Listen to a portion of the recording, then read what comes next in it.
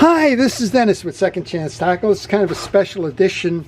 A lot of times we talk about the projects that I have that have come into my shop and which ones are going to be worked on, serviced, repaired, and otherwise. And then we talk about which ones I'll try to make some videos on and the like. And it's going to be a little bit of a modification of that because this is a very interesting set of reels that I've received. These are hurricane reels. These are reels that got trapped in a hurricane and flooded. And you may be wondering why they're in the bucket. Well, the first thing I decided to do before I went anywhere was to fill a 5-gallon pail with the reels and with fresh water and let them sit for about a day. They came in various stages of muddy and dirty and a lot of debris in there, and just allowing the water to sit there kind of loosens all of that stuff out, flushes it away. It's almost like the reverse of the hurricane. The hurricane came down, deluged the place, washed all this stuff in, and then it, as it dried off, it sat on the reels. Well, this is kind of reversing that you put the fresh, clean water in there, and a lot of that just kind of falls off by its own effect. So we're going to do a little bit about what my plans are to rejuvenate these reels and get them fishing again. But before that, I want to suggest to you that if you like these kinds of videos, if you like to see fishing reels serviced and repaired, if you like to learn a little bit about the history of the fishing reels and how they're serviced, how they were manufactured, how they come apart, get serviced, put back together again, then I encourage you to subscribe to my channel. And if you do subscribe to my channel, please use the notification button. That'll tell you when I'm posting the videos, and well, you'll get to see all kinds of interesting things. So I do appreciate everybody that's been viewing, everybody that's subscribed, and I encourage you, if you have not, to go ahead and do that. Well, let's kind of go where this came from then. A group of 8 fishing reels, I think. They were sent in. They're definitely in need of a lot of work, but the first thing to do was, of course, to clean them. Now, the fresh water in the buckets, I'll start with this one. This is a Penn 309 level line. You can see there's still some residual of the dirt and debris that was on there, but not much, right? It did take a lot of that out. So we're going to look at that. You'll see what happens typically when you get storm damage like that and the reels sit. You start to get this greening going on the corrosive effects from salt water on reels like this, and that's all part of the plan to rejuvenate. But right now, step 2 in the process is finding out what, if any, parts are going to be needed that may have been compromised because of the storm. By compromise, I mean they're not working as well as they should, or they've plain just given up working. And here's one of the ones that typically you would find an issue with. This would be the worm drive. The worm gear is the track for the pawl. And a lot of times when reels get mudded, flooded, or otherwise, all of that debris gathers in here. There's 2 steps that you can do in terms of trying to use the one that's in the reel. The first would be to use something like an ultrasonic cleaner to further kind of take the effect of what we were trying to do with the freshwater flush. Get that in there.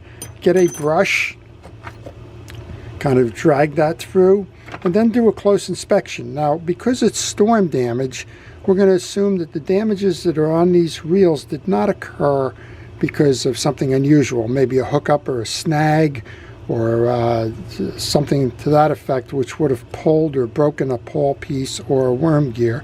This is simply problems that have occurred because the water's got swamped. So this one looks pretty good. So what we want to do is we want to test. It feels good. It feels good. Now we know because of the flushing out of the piece that we're going to have to get inside here. Even though the dirt on the exterior may have been cleaned, there still may be mud and dirt and debris inside. So we're going to have to take all of that off. And we want to inspect things like the drag washers and the internal pieces to make sure that things like the corrosions out here is not occurring inside. If it is, then it's best to replace that. However, obviously the servicing of the reel is a lot less expensive than the alternative, which would be to replace them. So we have 4 of these conventional reels. We have 2 of the big ones, and again, these seem to have survived pretty well. I noticed in this one we've got a knockout. Now that didn't occur because of the hurricane. That occurred for another reason, but we'll have to reset that as part of the servicing. The rest of it seems to be okay. Again, you can see the mud. Now, I didn't do anything. I didn't stir this. I didn't have an agitator. I didn't have anything in there. This was simply soaking in fresh water, but you'll see the residual here of the dirt and the debris. It'll just come right off in that case. And again, we've got some corrosion and the like. So I think those two are fine. We probably don't need parts. Here's a third one. This is the Penn 330 GT2. And these are the ones I think, yeah, you got to watch the GT2s, not watch them.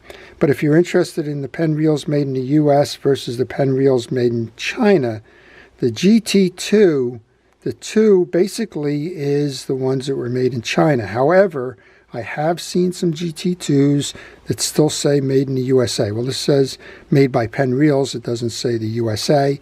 If it doesn't say made in the USA on a Penn reel, it wasn't made in the USA as a Penn reel. So this reel was right around 2005.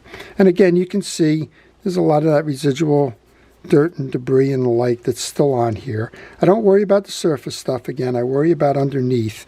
And I think it would be prudent to take the braid off. I'm not sure what the stormwater's carried, but you know, braid is cheap. You don't want something settled down underneath there, even with that freshwater flush.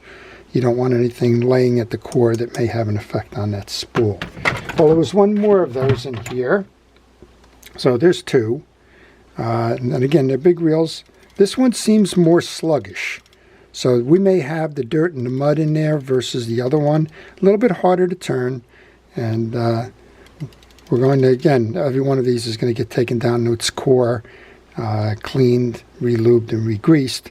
Have any defective parts replaced. This one's kind of missing the little front of the button, but that's not an issue with performance. Then we have 4 spinning reels. And the issue with the spinning reels, of course, is that they're not, well, none of them are sealed, but a lot of times the spinning reels will use stainless steel or just plain steel bearings.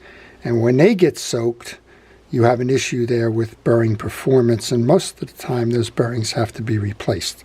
So in addition to taking these, cleaning them up, trying to make sure that there's no damage and the like, we want to make sure that those bearings, among other things, we want to check them, make sure that they don't need to be replaced. If they do need to be replaced, we certainly want to take care of that.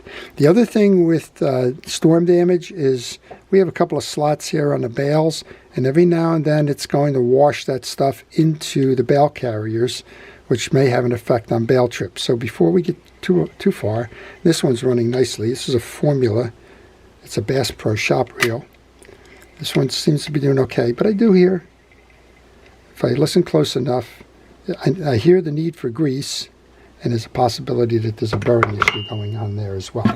This one I know before I even put it in the bucket, you can see, again, the residuals of the storm, a lot of dirt, even on top.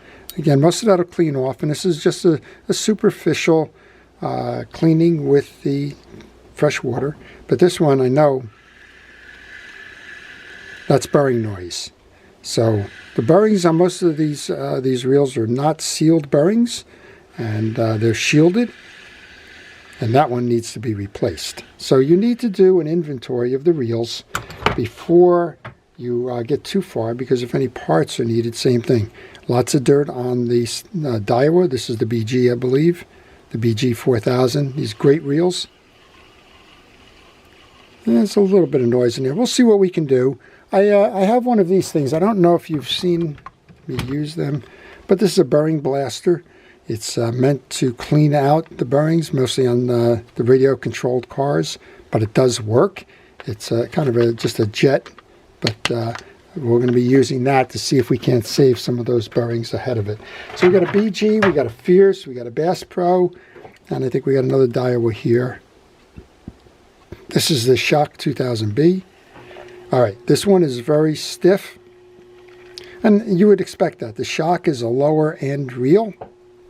They don't sell for too much. They're not as well engineered, say, as the BGs. They're less sealed. The materials in those reels are a lot less. And it's smooth enough. So I think we might get away with the cleaning on this. Again, we can see the mud and the dirt and the debris in there. So we'll do our best. Now, I think that for the most part, if I look at my library, we have some of the big level wines in there, the 209s and the 309s if you're interested. Less so on the spinning reels, so I think maybe we'll do videos on each one of those spinning reels. And I'm going to go back and check on the GT2, the 330 GT2. We'll see if we have one. If we have the time to do it, we may do this one. This is the one that's very sluggish. This one seems to have escaped most of the damage. It turns a whole lot more free and easily. But again, they all need to be cleaned. You need to take out all the greases which would have trapped the particulates from that storm damage. And it all has to come out. So even though you may find a reel that looks great, you've got to get inside the reel. You got to get the old greases out, because if there was salt, sand, dirt, silt, whatever it might be, it's coming in through the seams here, among other places. It's also coming in through your drive on your worm gear, right? Those are open holes that go right into the case. All that water is getting in there. It's bringing in whatever the flood tide is bringing in with it. And you've got to clean all of that old grease out, because when the water dries, the sediment and that sits with the grease, and then you get something like this, where it's just kind of dragging. So that's it. That's one of the more unique projects that I've got coming up this week. It's going to be how to restore and give these reels a second chance after being hurricane damaged. I hope you've enjoyed that. I hope you look forward to seeing those. And if you have any questions, please leave them in the comments section. I'll be happy to try and answer them for you. And please, if you like these kinds of things, if you have a passion for fishing reels, please subscribe. And if you subscribe, please, of course, watch the videos. And your subscriptions truly are appreciated. To our first responders and essential personnel, thank you for everything it is that you do. To everyone, please stay safe, stay well, and stay watching. This is Dennis with Second Chance Tackle. Have a great day.